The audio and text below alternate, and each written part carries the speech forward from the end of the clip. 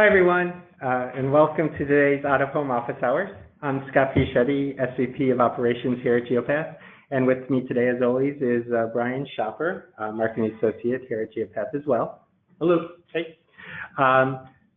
Just want to say thank you for everyone for joining today's session on how planners plan and buyers buy. And basically what we want to talk about today is just giving you a sense of the overall process, as well as the importance of data and how data informs the overall planning and buying process. And but before we do that, before we get into it, just a few housekeeping rules. I always forget to say these. So please feel free to ask any questions. You can use the question widget in the GoToWebinar widget. And we'll do our best to pause and answer any questions as we go along. But just so you know, there'll be a Q&A section at the end of the session overall. So feel free to ask either during or throughout, and we'll try to get to everybody's questions as we go along. But without further ado, I just want to say, first of all, thank you to our panel today, and we're really honored to be joined by four very special guests today. So first off, Katie Portman, VP, Director of Out-of-Home at Horizon Media. Hello. And on the phone with us today from Los Angeles is Piper Wirth, who's Managing Director of West Coast Operations for Macdonald Media. Hi, everyone. And then Emily Scopinich, Media Director from Out of Home Pitch, and Brian Rappaport, Group Director of Rapport. Hello. Hi. Just as I know I teed this up a little bit already, but just as our goal today, we really want to make sure everybody has a deeper understanding of the overall planning and buying process, and really has a good understanding of what's going on in agencies and how that process works, and just also to show how data is really key in that entire process and how it informs the overall buying decisions. And to start off, we wanted to kick it off with an overview of the planning and buying process. And for that, I'm going to hand it off to the team, and Brian will kick us off. Sure. So I think that it's starting to become a reoccurring theme for all of us, especially on the buying side of the industry, that we want to make it evidently clear that an out-of-home buyer is responsible for both buying and planning. The out-of-home buyer may have that typical stereotype that we operate off of spreadsheets and we just make random decisions based on inventory, large walls, what makes sense in a specific market. But we want to really dispel that myth, and that is, means so much to all of us. We're not just compiling RFPs and executing plans. We're taking a holistic view for our client, drilling into a client's brief, goals, and their approach to really make sure that we hit, areas in a specific market or the audience that they're trying to hit, to make sure that they're able to achieve their objective and ultimately have the highest, ROI for a given campaign or a plan. So jumping really right into it.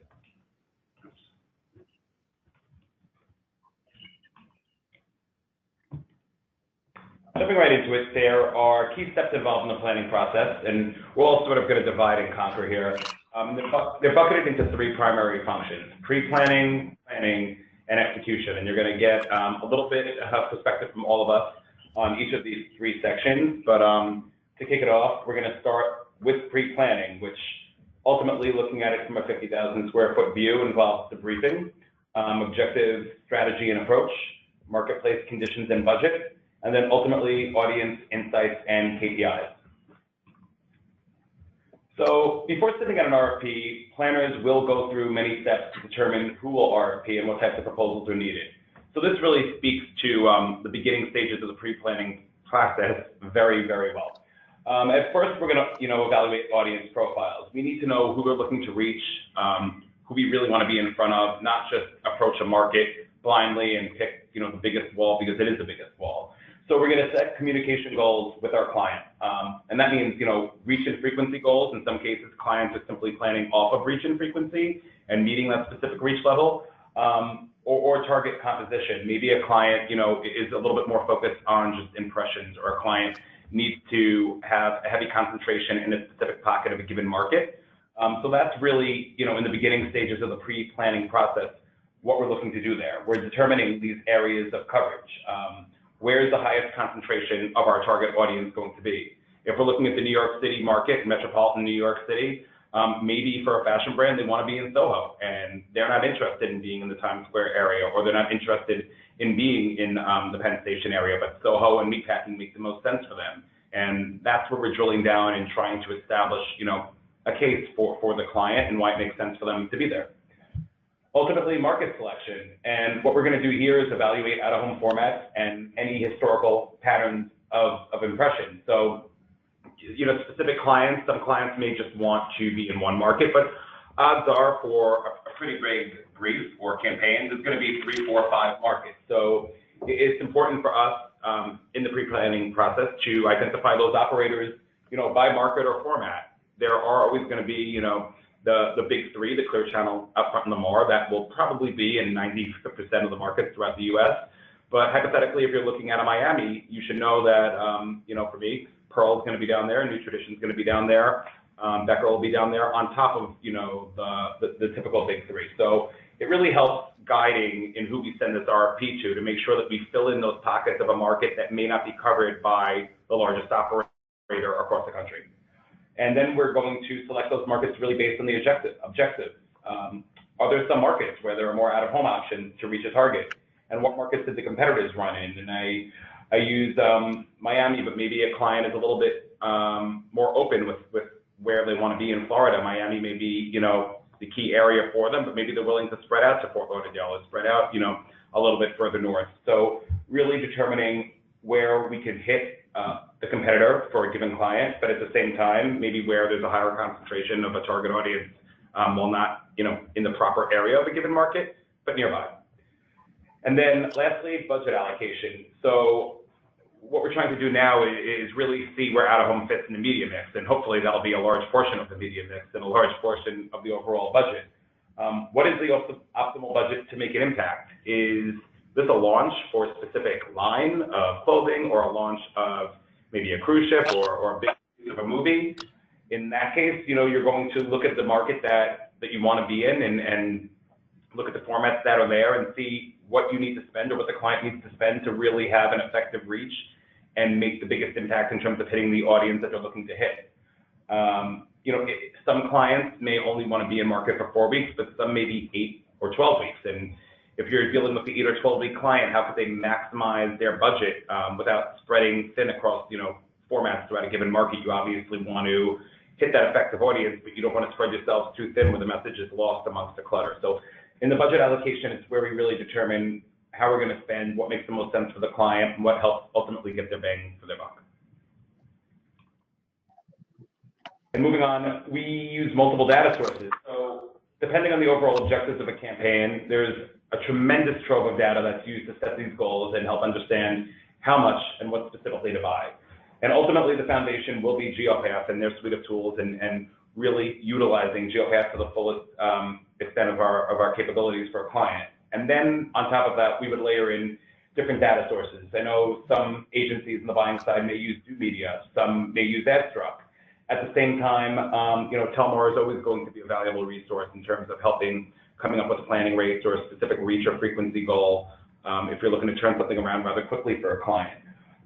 There are various out-of-home planning tools. There's also Newstar data, which has started to take a larger place in the industry, where you're really able to take a large chunk of psychographic audience-based information, basically put it into a hypothetical machine, and it spits out a really strong heat map that shows where your highest audience target is based on a given market and based on, obviously, the psychographic data that you feed it. So all of these different data sources help in telling a story for your client, and helps on the buying side know where you're looking to reach out to and where you want to be in a specific market. And lastly, ultimately, all of this coming all together, it helps identify formats and location criteria. It helps really tell that initial story that ultimately is going to turn into your final recommendation, which ultimately gets executed. So, for example, we may look at GeoPath data to determine what formats and quantities will help deliver on a reach or TRP goal. Utilizing Los Angeles, the Long Beach area, as a hypothetical market here, you see the transit shelters, 4 weeks. Maybe it's 20 panels that make more sense for a client, or 115 panels. Maybe you're looking to do a massive launch, and street level is a key factor for this client. This is where we're really able to help determine what quantity, what format, and in what market we're able to really help this client hit their target reach, which would be 75% here. And ultimately, we determine the areas where there's large concentrations of our target. The heat map on the left, takes into account behavioral data to help create this map that helps determine where our target is located in the market. Let's say we're looking to do a massive campaign for a brand new gym that's coming to the LA market. Our highest targeted audience are in those dark red pockets. So that's where we're going to really look to heavy up and drill down deeply to make sure that the message that we're trying to convey for this client, for this hypothetical new gym, is really going to be hitting who they want to hit. You don't want to be in the lighter shades of yellow. You'd obviously want to be in the dark red, but this helps in when we deliver our finalized recommendation to a client, tell the story of why this out-of-home plan and this approach and these formats make the most sense for this client. And GeoPath Insights Suite really allow us to create an audience and look at all the inventory in one place. And I think that we are, really fortunate right now where we are as an industry and where we're headed, and that we have this tool to help us really drill down and focus in on an audience that allows us to buy to an audience, as opposed to years ago when maybe we didn't have that luxury and it was a little bit more guessing and hypotheticals. And that's it from the pre-planning phase. Hi, this is Emily, and now we're going to talk more about the planning stage. So we put the planning stages into 4 different buckets here. First, we come up with the buying strategy and we issue the RFP. Then we organize and compile the grids and all the responses we get back from our vendors. Then we work on analyzing and selecting different units or different media formats, and then we ultimately craft the recommendation to send over to the client. So once the initial planning and research is done in the pre-planning stage, we'll have a more clear strategy in terms of what formats we want to include in the plan, the quantities of how many of each format we need in order to fulfill our objectives, whether the objective be a reach goal or a TRP goal or et cetera, what areas in the market we want to target, and what vendors we will end up including in the RFP. So once we come up with the buying strategy, then we are ready to send out our RFPs. So I'm sure most people are familiar with how agency grids look, but we just kind of wanted to go into a little more detail as to why these are so important to us. So we send out grids in order to compile all the proposal information into one place. Grids definitely vary by agency and by client, but in general, we're pretty much asking for most of the same information. So just to touch on a few things that we ask for in our grids and why they're so important. The GeoPath IDs are very useful to us when we run deliveries for the client. Vendor unit numbers are not always recognized in Telmar or in ABS, so we usually do need to have the GeoPath IDs in order to run the reach, the TRP, the percent comps to show the clients what we're delivering. We're always going to ask for 18+ impressions, adult 18+, but sometimes we might also ask for other impression data, maybe for adults 18 to 49, or in this specific grid, I think it's females 21 to 49, that are based on client target audiences, and every client will have a different target. Latitudes and longitudes are very important to us. Usually we create our own maps and inventories from various vendors using whatever tools we use, whether they be proprietary or third party. So we really always need these coordinates in order to put our maps together. And lastly, it's very important to note the due dates, and if creative requires pre-approval, this is one of the first questions the clients will ask us. And a lot of times, if we're working with a very quick turnaround and something has a 4-week lead time, we might not be able to make that start date. So this is just a very important information for us too. And generally speaking, it's really important for us to have grids filled out correctly. It eliminates a lot of back and forth throughout the planning stage for us. Very important not to add or remove columns because it can cause a lot of disorganization if we're combining 60 or 70 vendor proposals together into one. And also some of us do use planning tools where we have to re-upload the grid into our planning tools. So if things are out of order, it won't upload correctly, causing more issues. So the next stage is just compiling the RFPs. Once we have the proposals back from the vendors, we evaluate them based on all different criteria that tie back to the overall campaign objectives, such as who we're trying to reach and what areas we might be trying to target. We take inventory from the various vendors and we combine that and analyze it using either proprietary programs or third-party programs. So a lot of agencies have their own proprietary tools and software, and some of us use third-party programs like Scopinich or Abstract. And then the inventory that delivers best on our campaign objectives is ultimately what we're selected, and then we start to negotiate rates with our vendor partners. And then when we're selecting media, we look to several different selection filters. So first we look to see if the locations drive traffic to a specific store or venue, if we're looking to target a specific brick and mortar location or a certain venue that the client wants to target if there's a certain event going on. We look to see if they align with the relevant environment as well. Then we look to see what key function the inventory serves. We could be looking to achieve a specific reach goal. We could be also looking for high frequency formats, or we might just be looking for high impact locations that make more of a splash in the marketplace. And lastly, we're looking to see what audience the media is reaching. We might have a specific demographic target or might want to reach an audience that exhibits a certain behavior. So the location of the unit is very important, but it's definitely not the only consideration for us.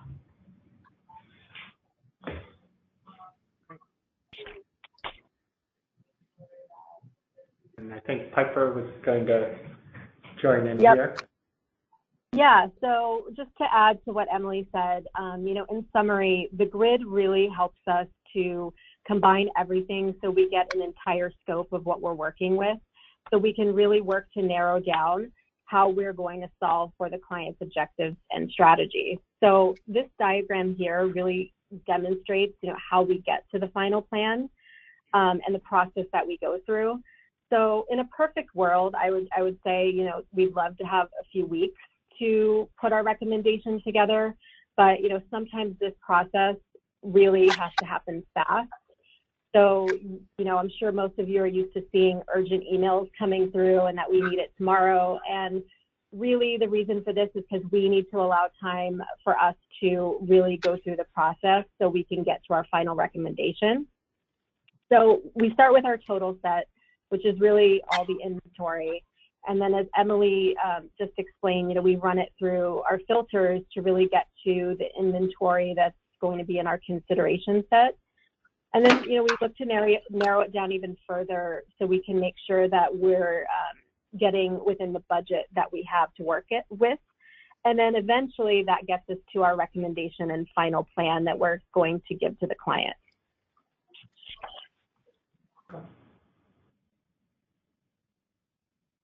So once all of that takes place, this is when we provide our final recommendation. And it may vary.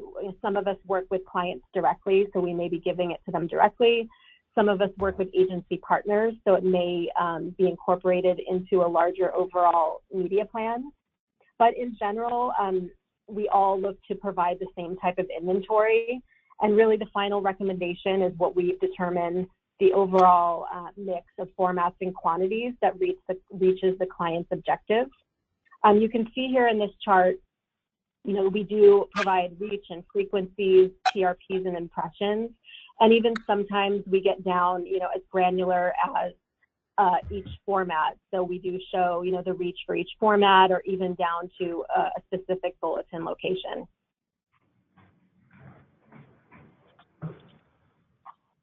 And then really we don't just provide an Excel grid to clients. It's usually part of a larger deck that goes into our insights about the plan and the data we use to develop our strategy, and then how the recommendation really meets their objectives. And sometimes if we're working with agency partners, our out-of-home portion is incorporated into a much larger deck, which shows how out-of-home works within the entire media plan and how it amplifies other media on the plan. Great, thank you, Piper. Just to pause for a moment before we get into the third stage of execution, there's a couple questions I wanted to answer here. First one is, how do we as a vendor get access to the briefs? And the follow-up to that was, this would allow us to provide better locations as well as adding in concepts and capabilities. I think it's really working a little bit. You know, it sounds a little cliche, closer with agencies. Ask, definitely ask, and for the most part, it may be a little difficult for an agency to share the full brief because it could be proprietary information on there. But you know, what I like to do is take a brief when we're lucky enough to actually get one in a Word doc and not just an email. Strip down, you know, the areas where, you know, it may not be relevant to share or could be a little bit proprietary, and bounce it back. I think that's always the question that we on the agency side value greatly is, do you have a brief? Can we see it? And what other additional information are you able to share based on this plan? Because it can go as far as, you know, what audience you're looking to target, what areas do you want to be in, or what does this audience like to do during the day, and what do they like to do at night? And maybe you have inventory that's able to segment and target, you know, both different behaviors of a specific audience. So definitely ask for the most part, unless it's, again, super secretive, or you may even have to sign an NDA.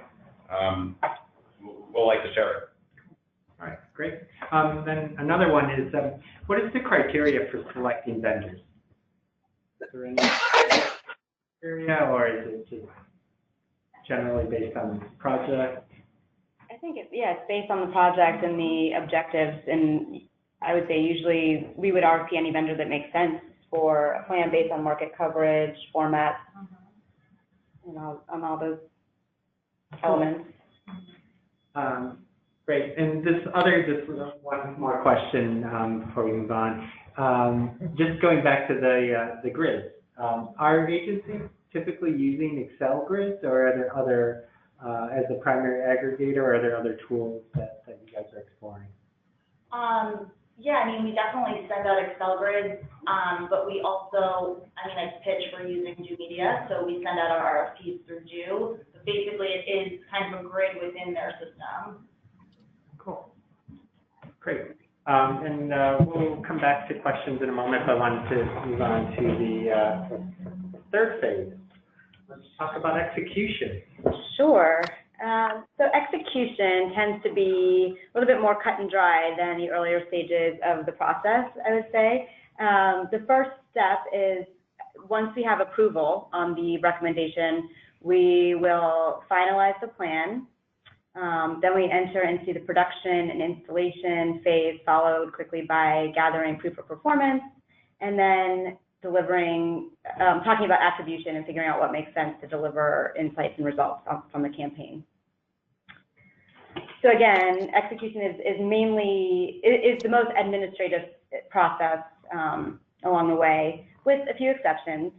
Starting off with finalizing the plan and negotiations. At this point, most of the costs have been negotiated, but maybe we're just a little bit over budget and we need to shave a little bit off here and there, so we can talk to our vendors about that, or potentially getting added value in bonus time or additional units to bump up the impressions wherever possible. Once that is all set, we move into contracting. Then, once everything's contracted, we get into gathering all of the necessary production specs, whether or not we're producing it or the client has their creative agency producing it. We create a pretty detailed production grid with all of the sizes and delivery information, which we send along with the specs to whoever is developing the creative. We make sure to know creative deadlines, any creative approvals that might be necessary by either the vendor or the landlord or the property owner, and then make sure we know where artwork should be delivered and all necessary material shipping information. And then we also develop and send posting instructions. These can be general, if it's just, say, one creative per format per market, or sometimes they're very detailed, and each of 100 units has a different creative assigned to it. So that can be more of a process, or it can be fairly simple. Once all that is done, posting instructions have been sent and materials have been delivered, we start to monitor posting. We aim to make sure that everything is delivered and posted within the 5-day window, of course.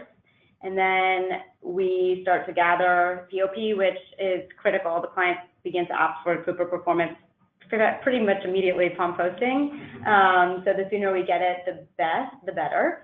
The POP is important so that we can make sure that everything was posted according to the posting instructions, and also for quality control, just to make sure that, no new vegetation has sprung up since we looked at the photo sheets, or new construction, things like that.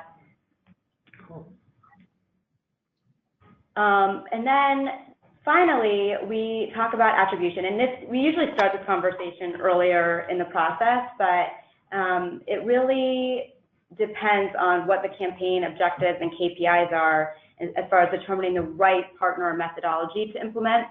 There are various metrics that we can look to measure, including visitation, just general awareness or recall, tune-in for entertainment clients, web conversion, and mobile engagement.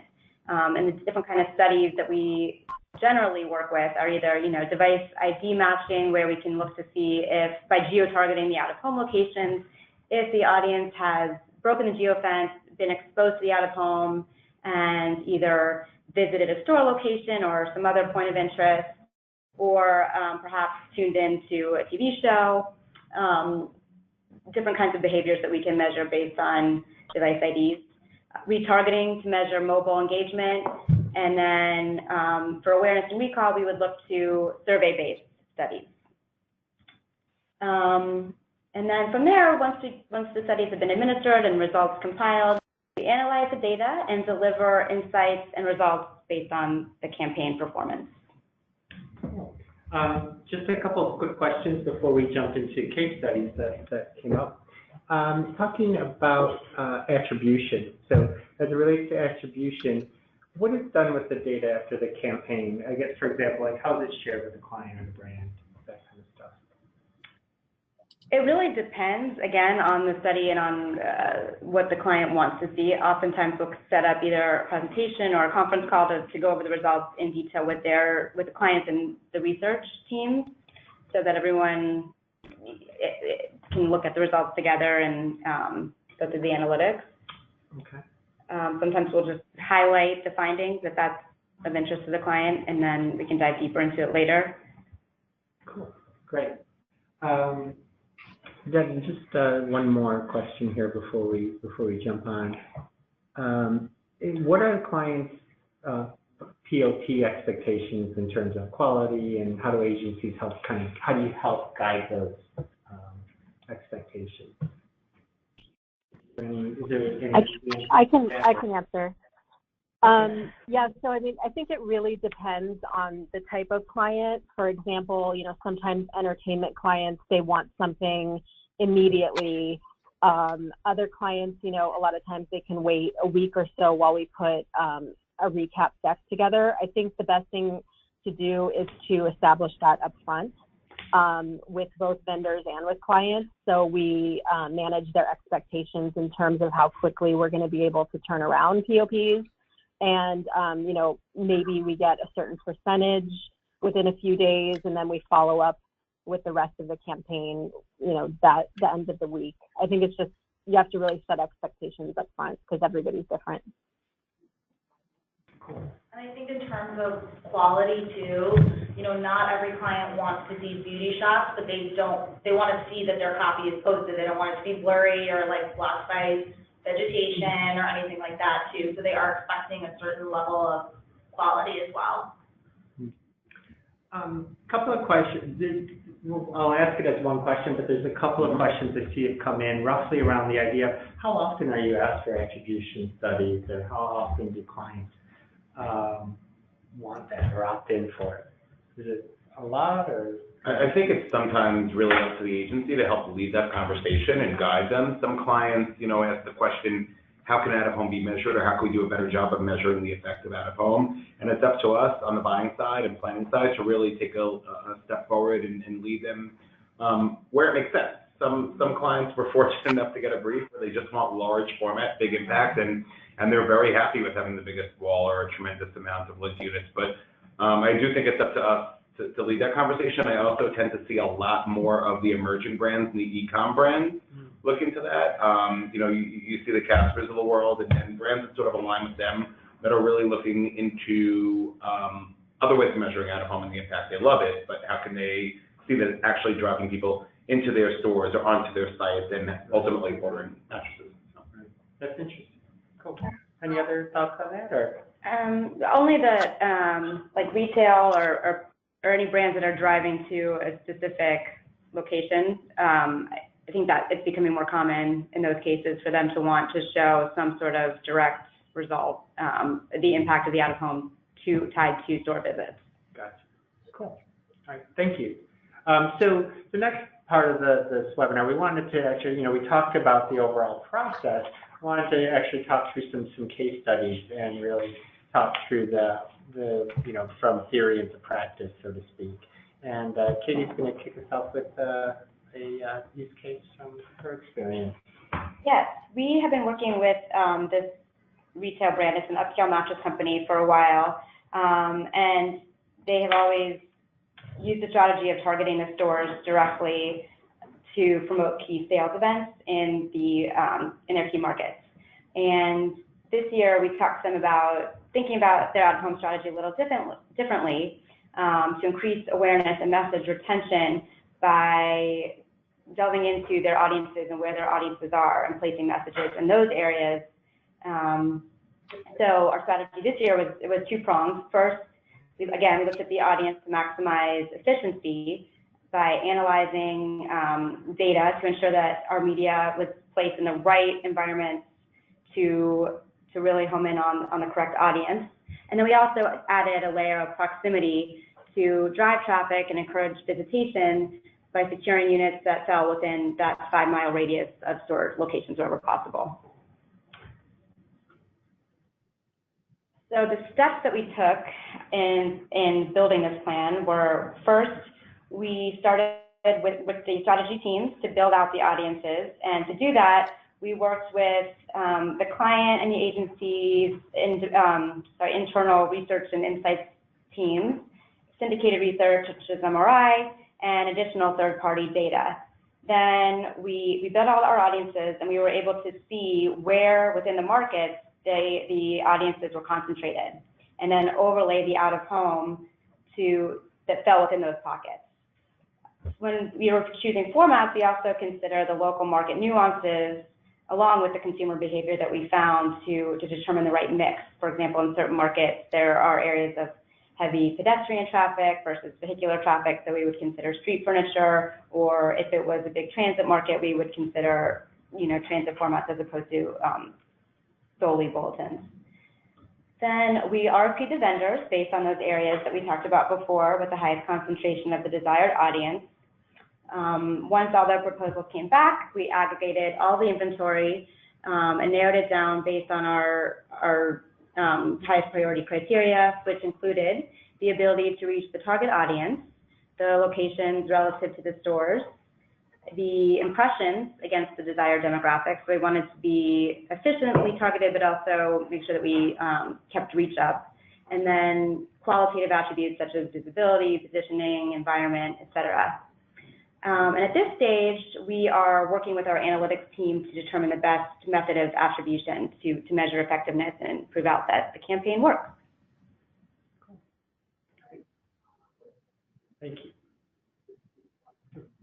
And next, Piper will talk about a case study from Macdonald Media. Okay. Yeah, so we really wanted to highlight a campaign that we worked on that ratings really drove our recommendation. So we were working with a beverage client who was growing really quickly in popularity. In fact, they were outselling many of their competitors in the category. So they really wanted to position themselves as a brand leader and build brand and product awareness.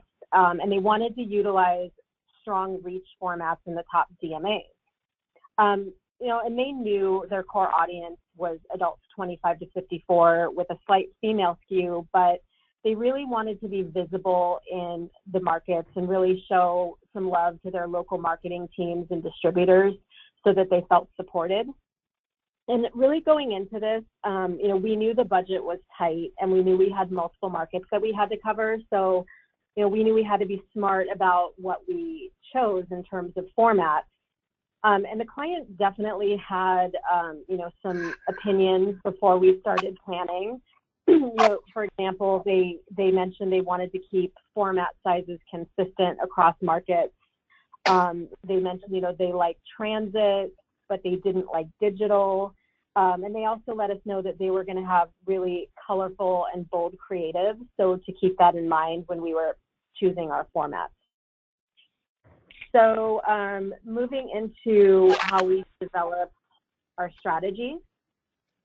You know, our number one goal we knew was really to choose effective reach formats in each market. But, you know, we also knew it was still important to make sure we paid attention to the uniqueness of each market and the nuances of each market and acknowledge that in the formats that we chose. So in some of the steps that we took to develop the recommendation, you know, we looked at data to create quintile maps so we could really figure out in each market where there were large concentrations of their audience. And that also helped us determine what type of media were available in these areas.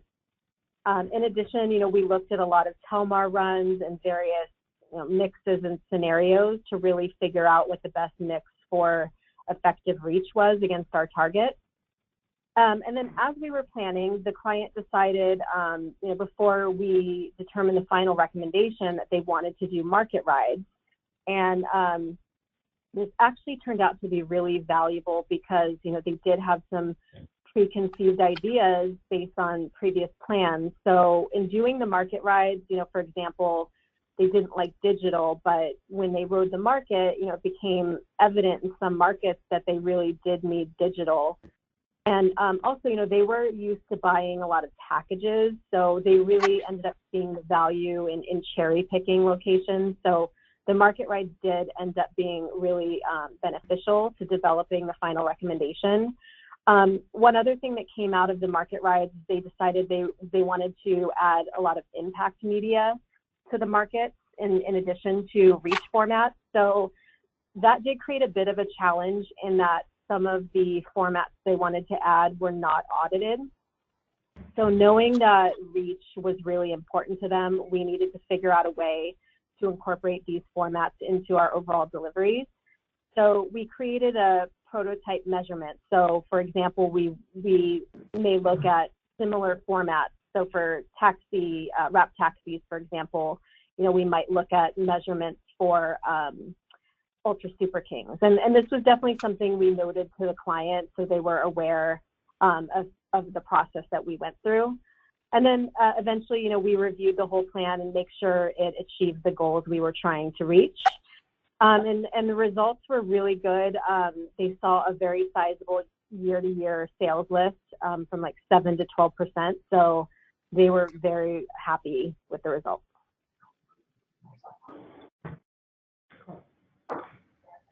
Next, Emily will talk about a case study from her experience. Sure. So we recently started working with a new client who was, they're an e-cig brand, and they wanted to be very mindful when planning their out-of-home that they were reaching the appropriate consumer, and also needed to be mindful of government and county rules and regulations. So we suggested that they focus on media placements that had at least an 80% composition of adults 21 plus. And we pulled these numbers in Telmar in the pre-planning stage and then in ADS in the planning stage using the GeoCap data. And the client ultimately wanted a 50% reach against this specific adult 21 plus target audience. So there were also a couple of other variables involved. We needed to look at sites that were located in professional and nightlife areas in the market. We considered geographic data. Placements had to be at least 750 feet away from a school, a church, a hospital, et cetera. And we worked with the vendors to pull this information, and we also double-checked it using our mapping tool and we went on market rides to audit all of the locations, but not only the locations, but the areas that the locations were in. We also suggested to them to really look mainly at measured media formats, just in order to ensure that the correct consumer base was actually being reached. And we also layered in zip code data and proximity to retail locations when we were picking our actual placements. And the campaign went really well. We started with one test market, we moved to a second, and there's talks to add some more markets this year. And I think this client specifically is excited for the Insight Suite to roll out, so we'll be able to further, target this audience looking at their behavioral data. Great, thank you. Next, Ryan. Cool, so I'm going to speak about JetBlue and utilizing hyperlocal planning, contextual out-of-home, and mobile retargeting to help support them and their frequent flyers program. So the JetBlue TrueBlue initiative focused on driving awareness of JetBlue's customer loyalty program, TrueBlue. TrueBlue is the same as Delta Sky Miles. You obviously want to accumulate as many points as possible by flying JetBlue, and then use them to redeem free flights. So we utilize hyperlocal out-of-home placements, both traditional, digital, and programmatic channels being three ways we approach that, along with mobile geo-retargeting. So we worked alongside our partners, Media Hub, Mullen Lou, to really try and help set JetBlue apart from all of their competitors. The objective being, obviously, to create distance between us and those competitors, and then utilize contextually relevant and targeted out-of-home placements to cut through the clutter and be both disruptive and surprising. We want it to be memorable. We wanted to really bring forward the message of TrueBlue and obviously that portion of the JetBlue brand, but not just by utilizing the same typical placements in JetBlue's given market. So the audience profile were current and potential TrueBlue members in their three key markets, Boston, New York, and Miami, Fort Lauderdale, age 25 to 54, 75K household income. They fly one time a year. And luckily, we have a client in JetBlue that is more than willing to share zip code data where the key audience resides in each of their three markets. So we obviously use that and really drilling down to focus on what contextual placements made the most sense. So there's a lot on this slide. I apologize. I probably should have threw some pictures in to make it more visually stunning. But basically what we wanted to do is blanket the key pockets of JetBlue's target markets with really funny, witty messaging, touting TrueBlue's values and benefits with this contextually targeted out-of-home placement.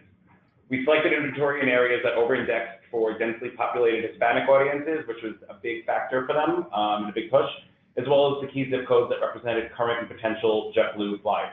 Again, data provided by the clients. So in New York, we were very strategic with picking digital bulletins, but also this was during Comic-Con time. So we did a whole taxi staging event outside of the Javits Center with Rapid Cabs targeting Comic-Con and Comic-Con type creative messaging, which got some nice little buzz. Hispanic targeted bus shelters and taxi tops. So we did a station dom down in Miami. We took advantage of the brand new Pivot digital boat, which was pretty unique and different in terms of reaching our audience down there. So it was a lot of fun in hand selecting the tactics that made the most sense. In terms of programmatic digital out-of-home, which was a little bit a step away from what we normally have done with this client, through a partnership with Vistar, we were able to add this additional layer of contextually targeted digital placements in gyms, malls, street-level transit that really helped define the JetBlue frequent flyer audience and analyze the movement of our potential consumers.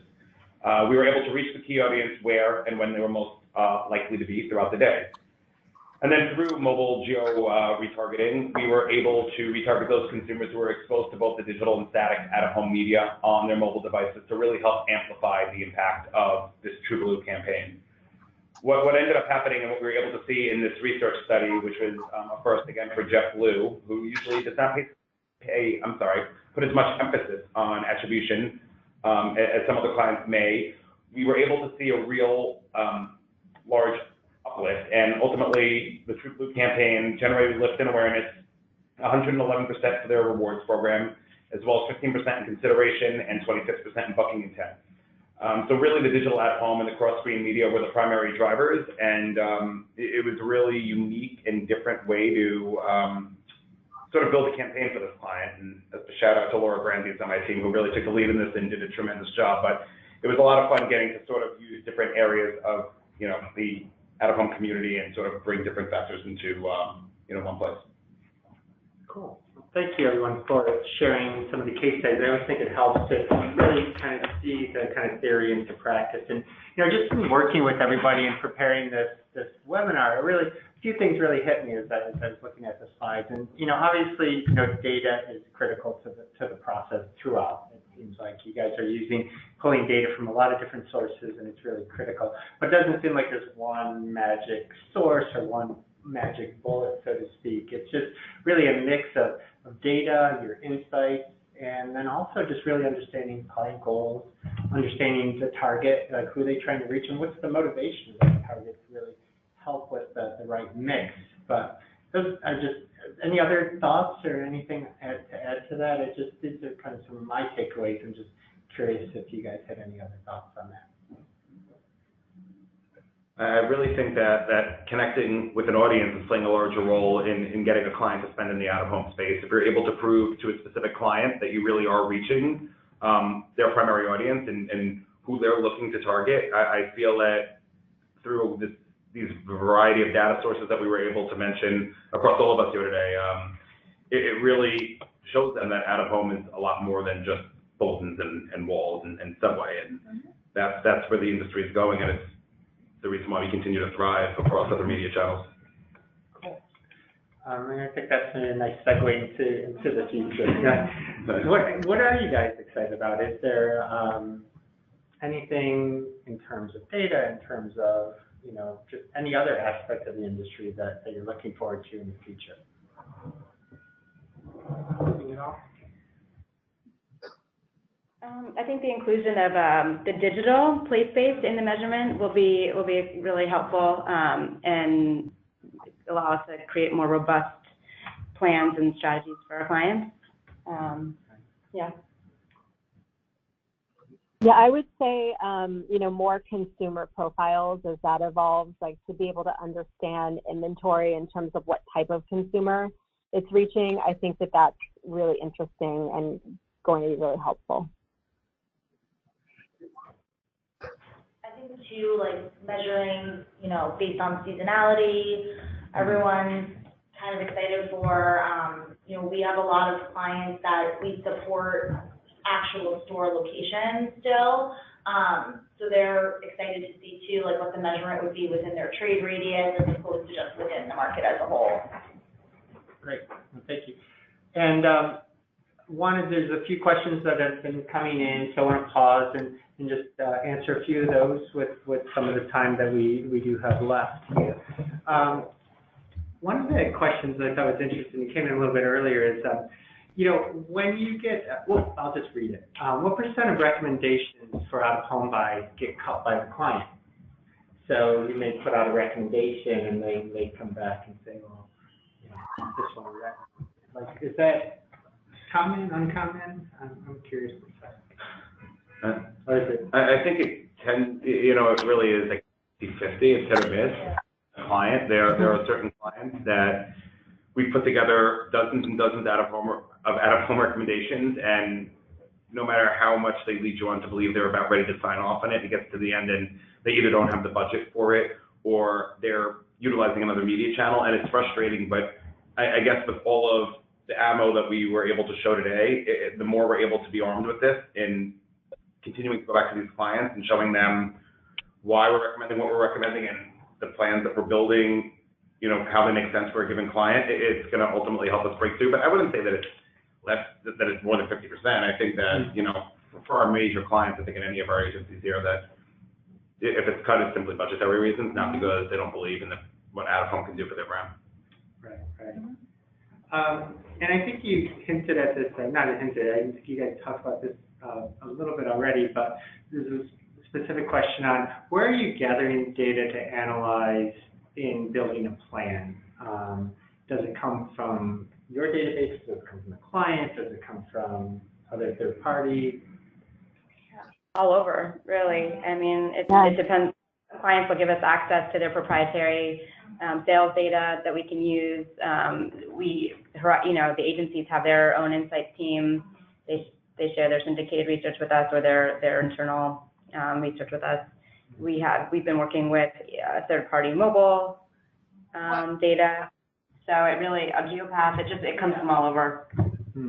Okay. Depends what makes sense for the objectives that we're trying to reach. Okay. And things like, I think this is specifically probably a question back to Piper's case study, because I think that one mentions it, but was the sales list provided by the client? And like how much, are you able to understand how much was attributed to out-of-home media within that? Sorry, can you say that one more time? Sorry. Yeah, I think there's a question, and this could be general to everybody. Just kind of curious, like where information like this comes from in terms of like sales lift. Is that typically provided by the client? And do you often and are able to break out like the proportion of out-of-home versus other media? Yeah, I mean, that is definitely information that comes from the client. That's not something we're able to measure unless they provide us, their sales data up front. So that's definitely something, and that's something we would usually discuss with a client up front is like, how are you going to measure this? So in this case, it was lift in sales. And that's, we work together with them to determine, what markets are we going to run in, and then did they see a lift in sales? And great. And then just I think one or two more questions that I think we have time for. This goes back to, I think somebody even mentioned about the idea that there's more audience attributes that are going to be available. So is that becoming a trend? So what % of clients are looking for audience attributes as a format, or is there a mix, or is it dependent on the client? So I definitely think it's dependent on the client. I mean, you'll have some clients that really are thrilled to find out that a specific board hits people that make 100K more, that go to the gym 3 times a week, that primarily drink smoothies and love to run marathons. Like, some clients will really value that, and other clients are more focused on the specific reach or frequency that a board provides, or the number of impressions that it has at a specific day. So I really think it's dependent on the client. There's no specific statistic like 80% of clients want audience attribute to play a bigger factor in the units that we're recommending. I don't know if anyone else thinks differently, but that's what I've seen. No, I feel like go ahead. Oh no, I was going to say, I think we've been trying to talk to our clients more about it because we believe that it's more effective. So I think a lot of times the planners are probably driving those conversations. Yeah, that's what I was going to say. I was going to say that might be something that we show to a client without them even asking, because, we want to show our thinking, and it may be more agency directed. Okay, cool. I think we have time for just one more question. And is CPM very often part of the initial proposal RFP? Is that, how often is that part of it? I think this is another case where it depends on the client. Yeah. It's not, I think not usually, but then we have a number of direct response clients who do focus heavily on CPM and CPP. So that it does come up with them, but I would say it's the minority of clients. Yeah. Definitely. I'm really clients away from focusing solely on CPM, because it's almost, not really fair to judge a specific buy or recommendation just solely based on CPM. I don't see it in a lot of the clients that we work with, and it seems like it's like a shared sentiment in this room, so, and on the phone, which is a good thing. Great. Well, first of all, I just want to say thank you to everybody on our panel today. Thank you so much for presenting today, and thank you everybody who joined the session. We really appreciate all the questions. Apologies if we couldn't get to every question today, but I just want to say thank you. And also just a reminder that later this week we have 2 upcoming webinars for our members. We've been doing monthly webinars throughout the rollout of the Insight Suite, talking to everybody about what's changing and just giving you a walkthrough of how to use those specific features and functionality. So Thursday and Friday, 2 sessions, and choose whichever one works for you. And again, just want to say thank you and appreciate everybody's time today. Thank you. Thank you. Thank you.